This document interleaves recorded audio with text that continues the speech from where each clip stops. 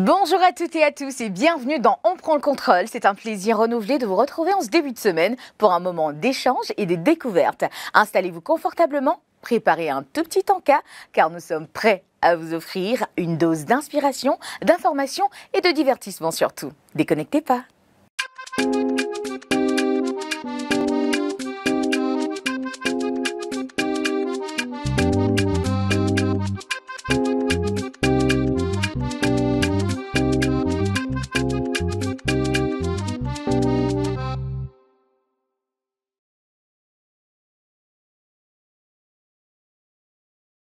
Au programme de cette magnifique journée, des invités captivants, des discussions stimulantes et bien sûr une bonne dose de bonne humeur pour vous accompagner tout au long de cette magnifique matinée. Restez avec nous, c'est-à-dire Olivia. Bonjour. Bonjour Rita. Comment ça va? Je vais super bien. Nouvelle coiffure, nouvelle semaine, oui. On va dire nouvelle destinée. Nouveau mois. Nouveau mois. Nouveau toi oui. Ou bien nouveau mois, janvier, février. Non, nouveau mois. Ah, nouveau toi Olivia. Oui. D'accord, bah c'est bien. Olivia 3.0. 3.0. Oui. Tu es trop en avance oui. Sur ton temps. Oui. D'accord, ça nous fait plaisir de t'avoir. Ah, bonjour à Soya. Bonjour Mita. J'adore ta coupe de cheveux à la Tina Turner. Yeah. Non mais franchement, year. Yeah, of course. On va parler un peu l'anglais. Tina Turner. Tu nous envoies où ma chérie?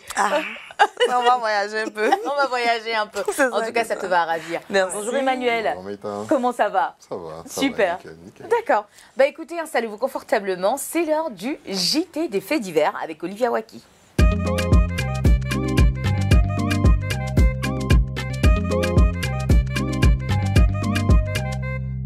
Le JT des faits divers, comme pour vous dire, faites attention à ce qui se passe autour de vous. Et c'est Olivia Waki qui nous informe de l'actualité. Pas trop importante, je vais dire. Aujourd'hui, c'est important. Ouais. C'est toujours sur la canne. Un peu. Aujourd'hui, j'ai fait un mix. Un melting pot. Bon, on est curieux de savoir. Allez, vas-y, dis-nous tout. Je vais commencer maintenant. Ah bah oui, le JT des faits divers. Donc on va commencer, vous avez vu le 28 janvier le communiqué conjoint du Burkina Faso, du Niger et du Mali qui quittent la CEDEAO. Vous avez vu, je pense que ça c'est la primeur de l'actualité en ce moment. Ils ont quitté officiellement la CEDEAO.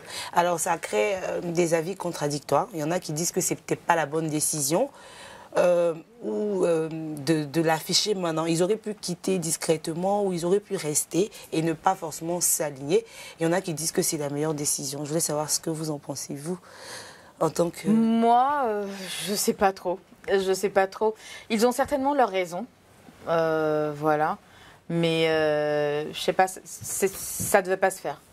Ça ne devait pas se faire. Le Mali, le Niger, le Burkina, ils quittent la CEDEAO. Est-ce qu'ils vont créer une union à eux seuls? Comment ça va se passer? Je ne sais pas. Moi, je pense qu'ensemble, on est plus fort, au fait. Donc maintenant, il va nous falloir des visas pour aller là-bas. Oui, apparemment, voilà. Oui. Donc, moi c'est ça que je regrette, au fait. Pour moi, tout ça restait l'Afrique de l'Ouest et tout ça. Mais bon, après, voilà, ils ont leur raison. Emmanuel, et toi?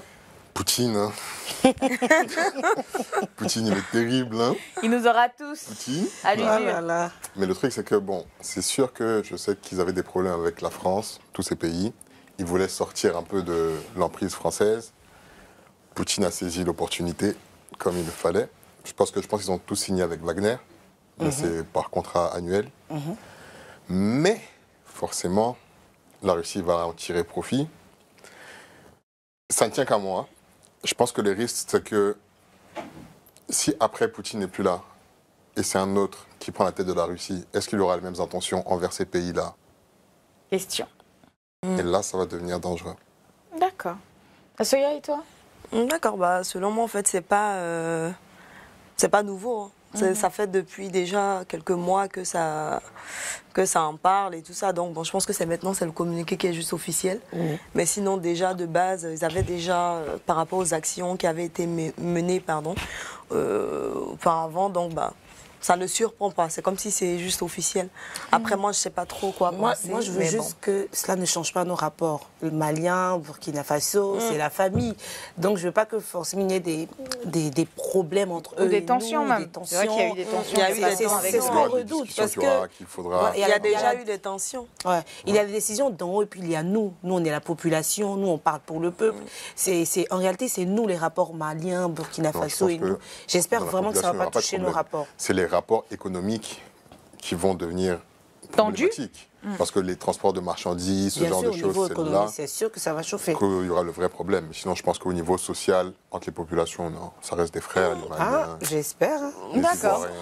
Bon, pardon, toute autre chose. Maintenant, on va parler de Daisy. L'artiste ivoirienne. Non, pour ceux qui ne franchement. savent pas, elle chante « Je cherche quelqu'un qui va m'aimer, ainsi j'ai d'aller payer ». Ouais, mais bon. Bah, une triste nouvelle. Hein. Elle avait déjà publié il y a quelques jours sur sa page Facebook qu'elle était harcelée, qu'elle avait des problèmes, que les gens lui mettaient des bâtons dans les roues par rapport à l'entreprise qu'elle a mis sur pied. Le Désimol, c'est un centre commercial dans lequel elle commercialisait pas mal d'articles. J'en venais. Donc, c'est situé en zone 4. Ouais. C'est ça. Donc, il y a quelques jours, elle a mis un texte, on va dire, sur Facebook. Les gens ont beaucoup commenté, ils se sont dit « Courage, on te soutient ». Et puis, bim, effectivement, il y a quelques jours, j'ai envie de dire, le Désimol a pris feu, est parti en fumée. Je rappelle qu'elle vendait des meubles chics, stylés et tendance en zone 4. Et à bas prix en plus. Du docteur Blanchard. Oui, c'était des produits de et là, on l'a qualité. soulevé. De moyenne plutôt qualité. Quand j'ai vu la Elle était vidéo à là. l'intérieur quand ça a brûlé? Non, Moi, elle y était pas. qui m'a brisé le cœur. Elle y était pas. Cette vidéo-là m'a brisé le cœur. C'est la Elle est tombée sous le choc, en fait. Puis les dames sont sorties. Et je crois que c'est Emmanuel Keita qui a publié cette vidéo. Je l'ai vue, j'avais les larmes aux yeux. Alors, complot ou pas, accident? Bah, excuse-moi, la théorie du complot, dans ce cas-là, moi, j'y crois fortement.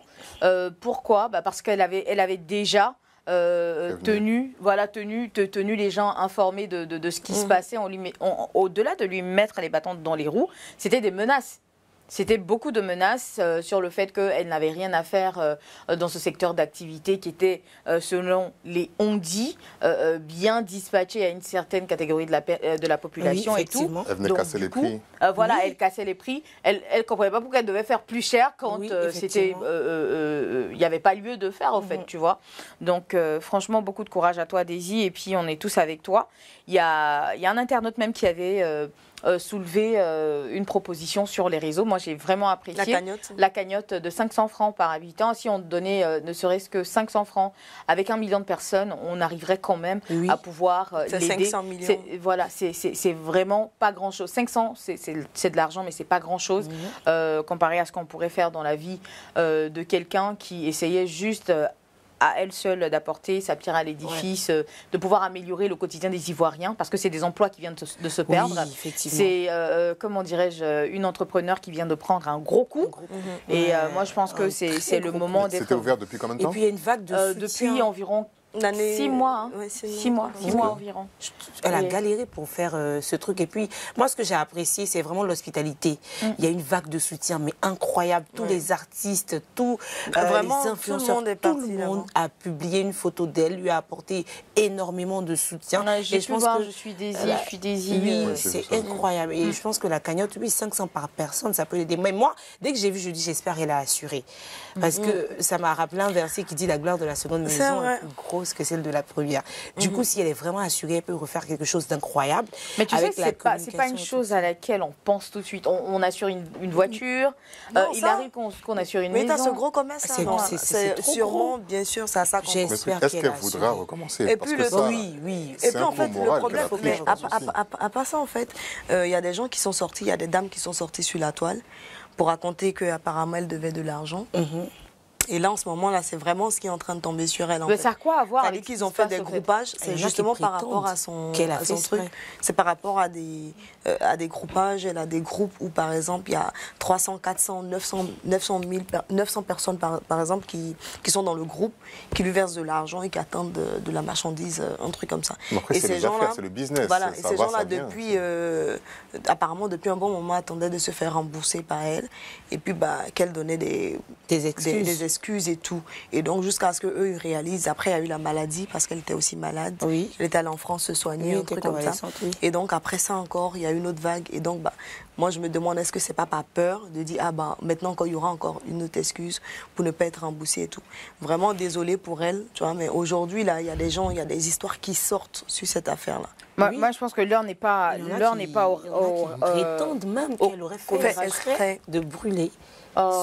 C'est méchant. Il y a beaucoup de méchanceté, mais comme je dis souvent, quand tu n'as pas été dans les bottes de quelqu'un, tu ne peux pas savoir. Tu ne peux pas commenter sa vie, au fait. Ouais. Et je trouve ça vraiment très espiègle, très méchant de la part du noir. Voilà. Quand je dis du noir, je parle de la peau ébène parce qu'on a cette tendance à critiquer. Rarement tu verras ça chez les Blancs. Tu vois, quand il y a un truc comme ça crée une chaîne de solidarité. Je ne suis pas en train de jeter l'opprobre sur nous, bien disant que non, c'est toujours mauvais quand c'est l'Afrique et tout ça. Non, mais on a la critique facile. Tu comprends? C'est pas le moment de venir dire non, chercher la petite bête, à chercher à fouiner et tout ça. Non, franchement, moi je pense qu'on doit se concentrer sur l'essentiel.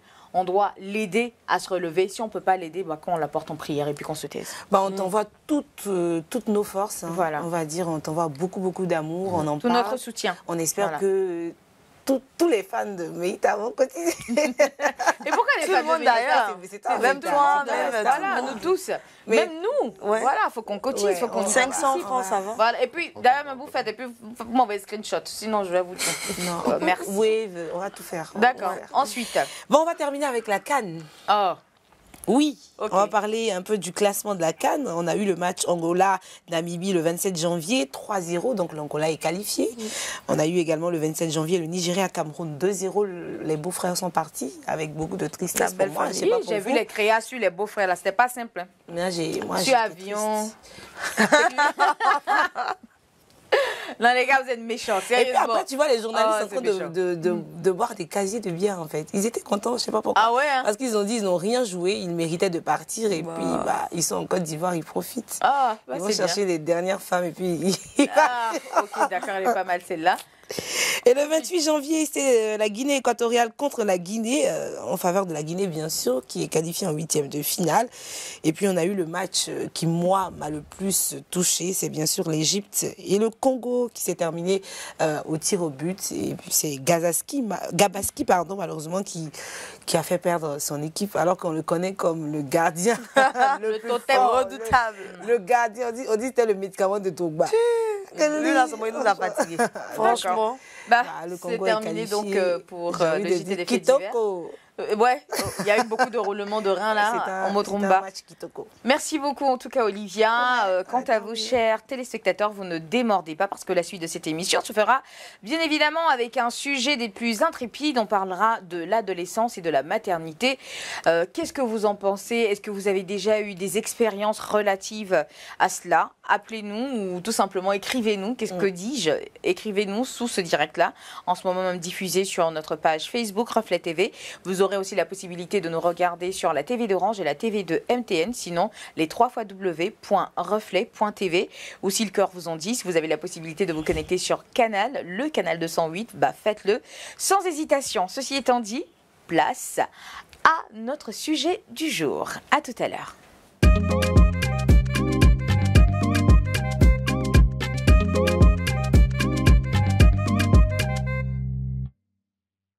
Bienvenue à ce OPLC. Aujourd'hui, nous plongeons au cœur d'un sujet profondément humain et complexe. Mère et adolescente. Il s'agit d'une réalité qui touche de nombreuses jeunes femmes et qui suscite des questionnements importants sur les dynamiques sociales, les facteurs individuels et les impacts à long terme. Nous allons explorer les raisons sous-jacentes de cette réalité, les défis auxquels ces jeunes mères peuvent être confrontées, mais aussi les moments de résilience et de croissance.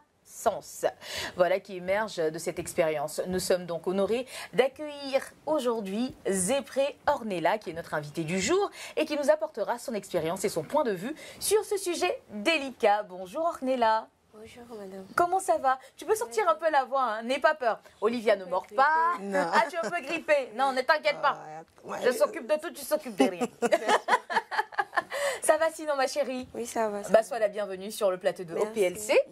Alors, Ornella nous rejoint aujourd'hui pour nous parler d'une expérience qu'elle a vécue. Elle a eu son premier enfant à 15 ans, à l'âge de 15 ans. Oui. Ornella, c'est très jeune. Voilà, à 15 ans, c'est vrai que dans l'adolescence, on est censé être en train de porter des tenues, en train de sortir, en train d'explorer. C'est vrai qu'aussi, c'est à l'âge où on commence à se sentir belle, où on se sent attirante, où on se sent femme, où on a envie de se découvrir, ou même de découvrir aussi l'autre, donc le sexe opposé. Alors, Ornella, explique-nous un peu ton expérience. Comment ça s'est passé? Comment ça a débuté à 15 ans? Qu'est-ce que tu faisais? Où tu étais? Dis-nous tout. Bon, à l'époque, je vivais avec mes parents. D'accord. Et j'étais en classe de première. En classe de première, d'accord. Oui, On va très sortir un peu la voix. Première A2. D'accord. Et il y avait ma grande soeur qui est coiffeuse. Elle a son salon de coiffure. Donc ça fait que les samedis, on partait l'aider, si on peut dire. Mais à part ça, on ne sortait pas. Voilà, parce que mes parents étaient très stricts. Même devant la porte, on ne s'assoit pas. Je quitte à l'école, je suis dans la chambre et tout. Donc bon, ça fait que les enfants qui ne sortent pas à Yopougon, les enfants qui ne sortent pas, du coup, qu'ils ont une petite opportunité, on profite, on peut dire. Ça fait peur. Donc, non, quand je dis qu'on profite, c'est-à-dire que tu n'as pas d'amis à la maison, il n'y a pas la communication entre toi et tes parents et tout.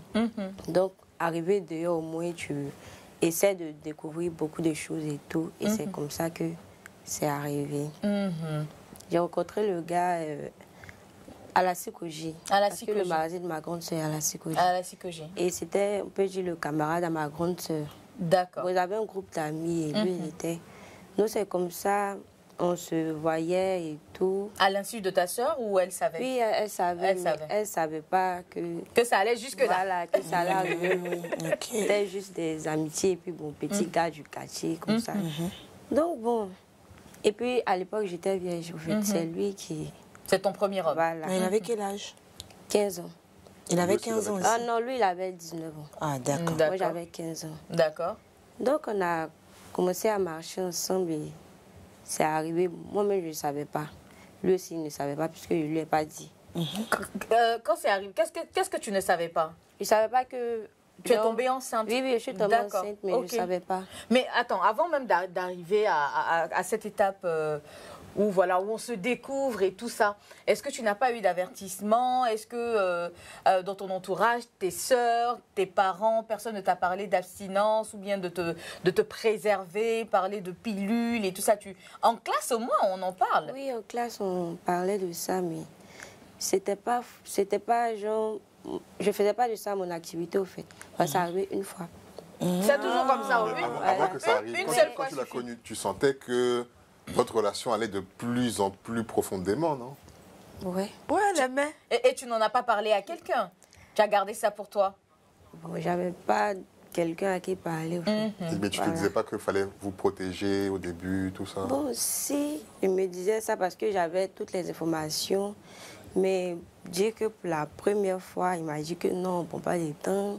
Tu vois, c'est la première fois. Après, maintenant, on va se protéger et tout. Donc, bon, c'est lui qui est le plus grand. Donc, je peux dire que... Il est plus expérimenté. Elle ne le connaissait pas. Donc, c'est comme ça que c'est parti. Et après ça, je suis tombée enceinte. Et je faisais un déni de grossesse. Donc, ça fait que je ne savais pas. Un déni de grossesse. Oui. Alors, pour ceux qui ne le savent pas, le déni de grossesse, je ne sais pas comment l'expliquer, mais au fait, je pense que vous avez certainement pu voir des documentaires ou bien des reality shows où... Surtout des documentaires. Voilà, les dames ou des magazines médicaux où la dame, elle est enceinte, mais elle ne sait pas qu'elle est enceinte. Voilà. Donc, le déni de grossesse, ça peut aller jusqu'à l'accouchement. Oui, jusqu'à l'accouchement, effectivement. Il y a des femmes, elles savent qu'elles étaient enceintes le jour de leur accouchement, en fait. Donc, c'est ça un déni de grossesse. Avoir une grossesse normale qui se déroule normalement, sans impacter votre physique, sans impacter votre humeur, sans impacter quoi que ce soit, au fait. Voilà, vous avez une vie normale, vous faites vos menstruations correctement, tout se passe bien jusqu'au jour de l'accouchement, ou pour d'autres, ça va aller jusqu'au 4e, 5e mois, pour certaines jusqu'à la fin du cycle de la grossesse. Donc ça peut arriver à tout le monde. Voilà. Oui, bien sûr. Là, elles ne savent pas du tout. Elles ne savent pas du tout. Mais est-ce que c'est possible que, par exemple, elles savent, mais elles n'acceptent pas Non, ça, c'est pas un déni de grossesse. Non, c'est pas un déni de grossesse. Tu sais que tu es enceinte, mais tu refuses parce que tu te dis les conditions, ma famille et tout. Mais un déni de grossesse, la dame, elle ne sait pas qu'elle est enceinte. Elle vit normalement, elle fait ses menstruations, comme Meïta l'a dit. Tout est normal jusqu'au jour où elle apprend qu'elle est enceinte. Et ça peut aller, comme Meïta l'a dit, mais elle est justement par une visite médicale. Ça peut être, je vais à l'hôpital pour un contrôle normal. Ou bien une papato du quartier peut te dire et puis on me dit que tu es enceinte. Il n'y a pas un jour, tu as des contractions. Mais il n'y a pas des fois rien où, du par tout. exemple, tu peux savoir que tu es enceinte, mais en fait, le fait de ne pas vraiment vouloir de ça, tu te dis non, c'est pas ça. Non, ça, c'est pas un déni Bon, de grossesse. là, je ne saurais pas te répondre, mais de ce que j'ai pu voir, le déni de grossesse, dans les cas que j'ai pu voir... Et parfois, tu veux pas le jour savoir. où tu apprends que tu es enceinte, tous tes signes viennent d'un coup. Il y a des dames qui ont le rendu ventre des est sorti témoignages en moins de 2 jours. Parfois, tu vois, tu as tous les signes en même temps. Comment tu sais que tu étais enceinte? Bon, c'est une dame dans le quartier qui m'a demandé. Je passais un jour et puis elle m'appelait, dis-toi, viens. Parce qu'elle est de la même team que ma maman. Donc elle a commencé à me parler enrobée. Ah, moi je ne comprends pas ça. Enrobée, tu es jolie comme ça là? Juste ça pour rire. Ça veut dire quoi, ça? Non, juste pour rire. Les Roubaix sont comme moi d'habitude. Ok. Donc elle m'a demandé à plusieurs reprises. Et quand elle a commencé à insister, moi, j'ai commencé à avoir peur. Mais quand je vois que Mais tu continues tes activités, excuse-moi, sexuelles avec ton petit ami? Bon, oui. Et ça faisait combien de temps depuis la première fois quand la dame t'a demandé? Bon, ça a duré, je sais pas, mais... Genre, parce que la première fois, c'est pas trop chic, donc tu n'as pas revenu encore facile. Donc, j'étais là. Merci pour l'information. Bah, je dis rien. C'est général, mais c'est particulier. Comme elle est timide, Bon, en tout cas, elle on voit. Chacun son expérience. Voilà. Est-ce que j'ai constaté au fait? Donc, la femme, elle insistait toujours. Donc, un jour, elle m'a fait rentrer dans la chambre, chez elle à la maison. L'authentique papato là? Oui. Elle dit, elle est persuadée que moi, je suis enceinte. Non, t'es digne. Et puis, quand il me regarde aussi là, il ne voit pas. Attends, il a déjà vu. ton ventre n'a pas pris le bon point, c'est-à-dire que ton ventre n'a pas grossi. Non. Toi-même, tu ne t'es pas un peu arrondi. Peut-être que tes seins ont pris du volume. Tu es devenue un peu plus fessu. Elle est voyante ou bien comment elle l'a vu? Bon, Les dames là, Ouais. je connais il les y a bébés. d'autres femmes qui connaissent, voient. hein. Donc, elle a tellement insisté qu'on est rentré, elle m'a vérifié et tout. Elle t'a vérifié? Bon, je peux dire ça comme ça parce que... Elle t'a touché, genre, touché? Elle m'a pas touchée, mais genre, j'étais en période menstruelle. Donc, je me suis déshabillée même devant elle pour lui montrer que c'est pas ça. Non, mais on peut Elle dit, t'affairer elle comme croit ça. pas. Donc, après, elle m'a laissée tranquille. Attends, malgré la menstruation, elle t'a dit quand même qu'elle ne croyait dit pas, qu'elle croit pas. que tu ne sois pas enceinte. Ouais. En tout cas, si moi je suis pas enceinte, là, c'est que c'est bizarre. Donc, elle a appelé ma maman un jour, elle lui a dit, mais toi, tu travailles à l'hôpital, non? Maman, j'ai oui. Elle dit, mais ta fille qui est à la maison, elle est pas enceinte. Maman dit, ah, on est bon lever le grossesse, tout ça. Elle n'est pas enceinte. Hein. Elle dit, il faut bien la vérifier. Maman aussi, elle quitte au travail là-bas, tout énervé, elle vient, toi, il faut te déshabiller. Elle me regarde. Elle fait, tu n'es pas enceinte? Je dis, non. Tu n'es pas enceinte. Moi aussi, sont venus quand ils disent, c'est elle là. Elle dit, ok, il n'y a pas de problème. Ouais, en plus, c'est là. Mais la dame là, elle toujours. Elle lâche pas l'affaire. Toujours, elle est dessus. Donc, maman dit, d'accord, on va aller à l'hôpital pour voir. Donc, on est parti à Est-ce l'hôpital. que tu étais sereine? Oui, bon. Comment vous c'est Moi, voilà. J'étais tranquille au fait. Mais j'attendais quand il allait revenir de l'hôpital, puis aller lui donner sa réponse. Donc là, il était là. Parce qu'elle m'embrouillait trop. On est parti, le monsieur me suis couché, le docteur, quand il a touché, il dit, que ça arrivait loin. Maman dit, quoi? Ma fille a dit, oui, que ça arrivait loin, que je touche. Il a dit, je touche mais la tête du bébé. Que le bébé est déjà formé et tout. Donc on a vérifié, ça faisait 7 mois. 7 mois de grossesse. Donc bon. Et le bébé avec quelle taille à 7 mois? La taille d'un bébé, 7 mois. Non, mais si le ventre n'est pas gros, son petit corps là. Oui, mais attends, il était où au fait le bébé? Dans son ventre, il était où comment? Mais t'as demandé, il était où le bébé? Parce que quand le bébé est dans l'utérus et qu'il prend de l'espace, bah c'est normal que le ventre il s'arrondisse. Mais oui. Mais quand le ventre il est resté, ton abdomen il est resté intact. Il y a des personnes qui n'ont pas de ventre. Hein. Non, non, tu n'as pas de ventre, même bébé de 7 mois. Attends. Il s'arrondit un peu. Mais c'est ça le Il déni était de plus grossesse. petit. Mais après, est-ce que tu étais vraiment... Est-ce que tu étais très mince à l'époque ou bien tu étais un peu en forme? Parce que tu sais que quand on est jeune, là, souvent on peut être un peu pouchou. Après, du moment où elle a un déni de grossesse, là, je pense que c'est... Ça rien à peut même pas Excusez-moi, savoir. on va continuer. Est-ce qu'elle n'a pas de ventre et tout? Attends, une question d'abord. C'est dangereux? Non. Non, c'est pas dangereux. C'est pas une maladie non plus. Oui, donc... Ça peut être dangereux. S'il vous plaît, on peut continuer l'histoire. Donc, quand vous arrivez à l'hôpital, le médecin dit que le bébé est déjà formé, touche la tête. C'est quoi la réaction de la vieille? Bon, ma maman, elle était étonnée. Voilà, et on est rentré à la maison parce que le plus dur, mais n'était pas encore arrivé. C'était le vieux. Ça, c'est mon papa. Voilà. Il n'était pas encore arrivé, donc bon, on s'est assis, elle m'a dit, hé, Oni, tu vas me tuer. Et tu avais 15 ans, hein? Oui, j'avais 15 ans, moi aussi, j'ai commencé à avoir peur. Parce que, j'ai commencé à avoir peur. Hein. Il tremblait même, tu as pensé que... Ils ont versé... Ils ont pris ça pour jeter ça sur moi. Donc c'est moi qui allais chercher. J'étais assise et elle m'a demandé, mais tu vas faire comment? Genre, tu vas aller à l'école, mais tu vas arrêter tes cours. Et j'ai dit non, il n'y a pas parti à l'école. Pourquoi il n'y a pas parti à l'école? Elle dit ok, c'est tout ce qu'elle voulait savoir parce que c'est déjà là. Que tu te fâches ou pas, c'est là. Et puis c'est déjà tellement avancé, donc on va attendre le père. Donc mon papa est venu le soir. Mais j'attendais même, je m'attendais à ce qu'il me frappe. Parce qu'il est tellement strict, mon papa. Donc elle a appelé, elle lui a dit qu'elle voulait lui expliquer quelque chose. Ils se sont mis dans la chambre, ils ont fermé. Et elle lui a dit... Moi-même là, je tremble. Donc elle lui a dit... Moi, j'écoutais à la porte. Dans ça, encore, tu écoutes à la porte. Mais je ne sais pas comment il va... Voilà. Au moment où il soulève quelque chose, il a le temps de courir. Donc j'étais là, j'écoutais... Et je sais que lui aussi, même, ça l'a touché. Donc, non, il ne s'attendait pas à ça. Voilà. On n'a rien vu venir. Il n'a rien dit. Quand il est sorti, il a ouvert la porte de ma chambre, il m'a regardé. Il dit ça va, il dit oui. Il est parti. Donc le lendemain, il m'a fait asseoir. Mais si tu as dormi la nuit, là, tu t'attendais à ce qu'il ouvre la porte au milieu de la nuit. Tu ne peux pas dormir, tu dors en crocodile. Non, mais moi, mon papa, c'est sur le coup, en fait. Donc, quand il n'a pas réagi, je peux dire que ça m'a soulagé un peu, mais je me suis dit que peut-être l'attente des miens. Parce que lui, son affaire finit pas.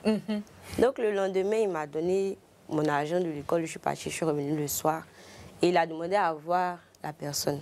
Donc c'est comme ça qu'eux aussi, je leur ai dit. Et le gars, il est venu avec ses parents le lendemain. Donc ils sont venus nous demander pardon et tout, parce que c'est les enfants, c'est ce qu'ils ont dit, là, c'est les enfants et tout, mais c'est déjà arrivé. Donc ils ont dit, ok. Mon papa, il était très fâché. Il a dit, moi, j'ai payé l'école de ma fille, et puis votre enfant vient l'enceinte. C'est qu'il va continuer à payer l'école, parce que moi, je ne peux pas payer. C'est ce qu'il a dit, mais après, c'est passé. Donc, vu que j'étais déjà à 7 mois, j'étais à 2 mois de vacances. Donc, je peux dire que l'année scolaire était déjà terminée. Donc, j'ai terminé et j'étais 5e de ma classe. Voilà, donc après, 2 mois après, j'ai accouché. Mais est-ce que ton ventre est sorti pendant le temps, là? Bon, non. C'était même pas sorti. Même, quand tu as accouché, tu n'avais pas gros? 9 mois même. Quand ça, bon, on peut dire que c'est à partir de 9 mois que ça a commencé à sortir un peu. Un peu. Oui, mais voilà, je pouvais porter pantalon tranquille. Tout ce que tu voulais. Voilà, on ne sentait pas. Jusqu'à l'accouchement? Oui. Oui. Moi, j'ai Quand une t'as tante qui est accouché avec un comme petit ça. ventre. Oui, j'ai une tante qui est comme ça. Moi, j'ai une question. Est-ce qu'à un moment, ça t'a traversé l'esprit d'avorter? Est-ce que tu t'es dit, je sais maintenant que je suis enceinte, même si mes parents savent et tout, pour ne pas que ça crée des problèmes avec mes parents, je vais avorter? Est-ce que ça t'a traversé l'esprit, ne serait-ce qu'une seule fois? Oui, je peux dire ça parce que quand je voyais, je me suis dit que je suis petite et puis moi, je vais être enceinte au milieu de mes camarades. Ça me faisait un peu mal, mais vu que j'avais déjà le soutien de mes parents, donc ça ne m'a pas trop fatiguée, le côté avortement. Et puis vu que j'ai déjà dit à ma maman que j'allais continuer à aller à l'école, du coup c'est passé parce qu'ils ne m'ont pas mis trop de pression. Ils ont accepté ça comme ça, ils m'ont soutenu. Donc ça fait que je n'ai pas eu cette idée d'avorter. Et puis ma maman m'a dit que l'avortement, quand tu fais, tu meurs.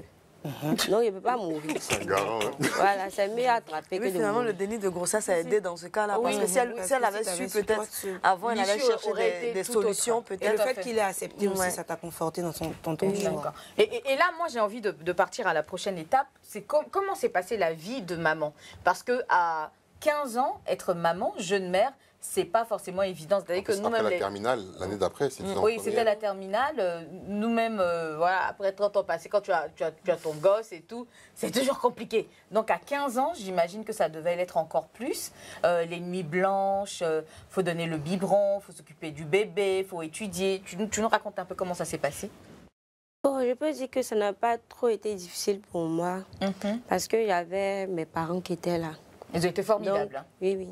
Quand je vais à l'école, il y a ma maman qui est là, il y a sa grande sœur, c'est elle-même qui lavait le bébé et tout. La grande sœur de ta maman? Oui. Parce que ma maman, elle allait au travail. Donc, elle s'occupait de l'enfant. Le soir, quand je viens, je peux dire que je touchais le bébé à peine. Parce que dès que j'arrive, on dit, va étudier. Tu sais que cette année, il y a ses bacs. Donc, il faut aller étudier. La nuit aussi, bon, je dormais souvent.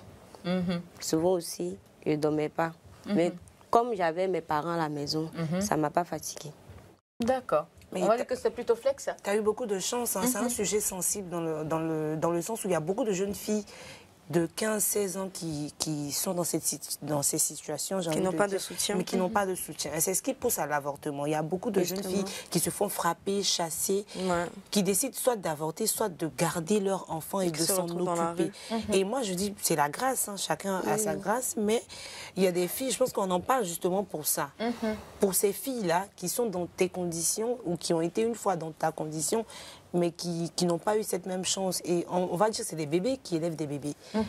Donc c'est compliqué. Et si aujourd'hui, avec ce que tu sais, si tu avais la possibilité de refaire des choix, est-ce que tu aurais fait le même choix? Non. Non. Tu aurais attendu tranquillement. Jusqu'à quel âge? Bon. Sachant maintenant que le premier coup peut te faire KO. Jusqu'à ce que je puisse me prendre en charge. Jusqu'à ce que tu puisses te prendre en charge et tout ça. Et c'était quoi la chose la plus difficile dans tout ça? C'était aller à l'école. C'était aller à l'école et être mère en même temps. Le père du bébé, il a pu être présent un peu? Oui. Jusqu'aujourd'hui, ça va? Oui, jusqu'à présent, même la fille, elle est chez eux. Ah, ta fille est... Ah, c'est une petite... Oui, quand j'ai commencé à aller à l'école, sa maman est venue prendre le bébé parce que ma maman allait au travail. Ma tante, elle est retournée. Donc, c'est sa grand-mère paternelle qui a pris la charge. Jusqu'à aujourd'hui, même, elle ne veut pas que l'enfant la vienne à la maison. Donc, elle vient pour les congés, pour les vacances et tout, mais elle vit avec eux. Et les deux familles, il n'y a pas eu de problème jusqu'aujourd'hui? Non, il n'y a pas eu de problème. D'accord. Bah, on va dire que tu as été une grande vénarde. Et toi, tu es toujours avec le papa? Oui. Mais la petite a quel âge? 5 ans. Ah, et tu es toujours avec le père? La dot, c'est quand on va nous inviter. Ah, mais tu vois, en tout cas, ton histoire est... Une autre histoire que j'ai vue sur les réseaux, il y a avec le monsieur encore toujours ensemble. Une autre histoire que j'ai vue sur les réseaux il n'y a pas si longtemps, il s'agissait d'un jeune garçon de 15 ans qui est lui aussi père. Oui, il est lui aussi père. Donc, les garçons, vous ne vous sentez pas? Oui, sérieusement. Dès que la fille à quel âge? Le bébé est né, je sais pas. Dès que le bébé est né, les parents de la fille sont venus déposer le bébé chez le père qui a 15 ans parce que leur fille devait aller à l'école et que voilà, c'est la famille du jeune petit garçon qui devait s'en occuper, un adolescent. Et j'ai vu la photo du bébé. Il est vraiment trop beau. Alors, je ne savais pas si c'était un petit garçon ou si c'était une petite fille. C'est un garçon. Oui, sur TikTok, c'était ça. Il est trop beau, le bébé. Franchement, j'ai une autre question sur le bébé. Il se filme avec, comment dirais-je, avec l'enfant et tout ça. Et franchement, ça attire trop de sympathie. Je n'encouragerai pas, mais j'ai vraiment aimé... Par exemple, les bébés de déni de grossesse, je reviens dessus, parce que ça me travaille depuis. Quand le ventre est petit et on accouche avec un ventre petit, est-ce que le bébé a le même poids qu'un gros ventre? Oui, le bébé, il a le poids qu'il doit avoir. Il a le poids qu'il doit avoir. Voilà, en tout cas, moi, mon bébé, le bébé, il est normal. C'est pas un bébé mal formé. Hein. Après, on nous a donné une semaine pour revenir. Ça dépend de Et on a fait une semaine. Quand on est revenu après une semaine, elle faisait 1 kilo. Wow! Moi, je regardais des histoires. On a bien fait de demander. Comme je disais juste parce que du coup, elle était moi, je regardais. Non, je disais en off, il y a des femmes qui leur bébé était normal. Il y en a qui ont laissé leurs enfants sous X. Mais vraiment, si le ventre est mince... Regarde sa morphologie. Et puis, ventre mince encore. Vraiment, allez regarder vraiment des témoignages. Après l'émission, vraiment, moi, j'ai vu les moi, j'en ai vu tellement. Ça dépend de l'histoire de la dame, en fait. Mais moi, je peut-être comme elle aussi, elle était ado, et puis... Peut-être qu'il y a... C'est ça, il y a tout ça aussi. Moi, j'ai connu avec une 15 jeune ans. dame qui n'a pas eu la chance de orner là, je la salue, hein, en ce moment, elle n'est plus en Côte d'Ivoire, mais qui, elle était servante. Ils l'ont recueillie, elle avait, je crois, 14 ans. Elle était servante chez nos voisins. Et à 16 ans, elle est tombée enceinte. Elle était partie voir sa famille au village. Quand elle est venue, elle est tombée enceinte. Pour elle, ce n'était pas un déni de grossesse. Hein. Je me souviens qu'on a fait le test ensemble et tout. Comment fallait Il y a longtemps, tu es dans le bois sacré. Hein. Elle est au courant de tous les secrets. Non, et Christelle a dû... C'était difficile parce que tu travailles chez quelqu'un. À peine t'es payé 25 000. C'était autant, à peine t'es payé 25 000 par mois. Et la famille, nos voisins lui ont dit carrément, on peut t'accepter si tu continues de faire le travail chez nous, mais on ne s'occupe pas de ton enfant. Donc, il va falloir que toi, tu t'occupes de l'enfant et tout. Et c'était difficile parce que je me souviens, autant on vendait de l'eau à Djamé, le bébé, elle avait au dos, Erico. Je me souviens que c'est moi-même qui l'ai attrapé quand on a coupé, tu vois, les anogos, quand ils coupent le truc, là. Le cordon. Non, le sgeg. C'est moi qui ai attrapé l'enfant et c'était une étape qu'elle a.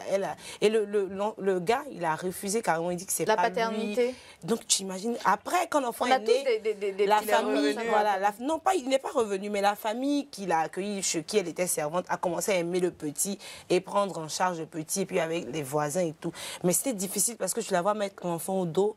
Elle va au marché et arrivé à un certain moment, l'enfant a développé des malformations. En ce moment, il ne parle pas bien, il est un peu... Ça date, ça date je crois, de 7, de 8 ans. Mais elle a vécu, c'était difficile. Une descente aux enfers. Elle ne dormait pas, elle travaille chez quelqu'un. Tu ne peux pas dire parce que tu es enceinte maintenant, tu ne vas pas faire le travail pour lequel on te paie. Donc, c'est pas envie qu'on te renvoie aussi. Oui. Et il n'y avait pas d'assistance sociale. Il n'y avait pas d'hôpitaux où elle pouvait. Il y a des ONG qui s'occupent de ce genre de situation. Mais avant de poursuivre, on va passer au micro-trottoir. Il fallait vraiment qu'on s'étale un peu sur ce sujet-là, ma foi, très intéressant. Donc, on part au micro-trottoir et on revient dans quelques instants pour la suite de cette émission. Déconnectez pas.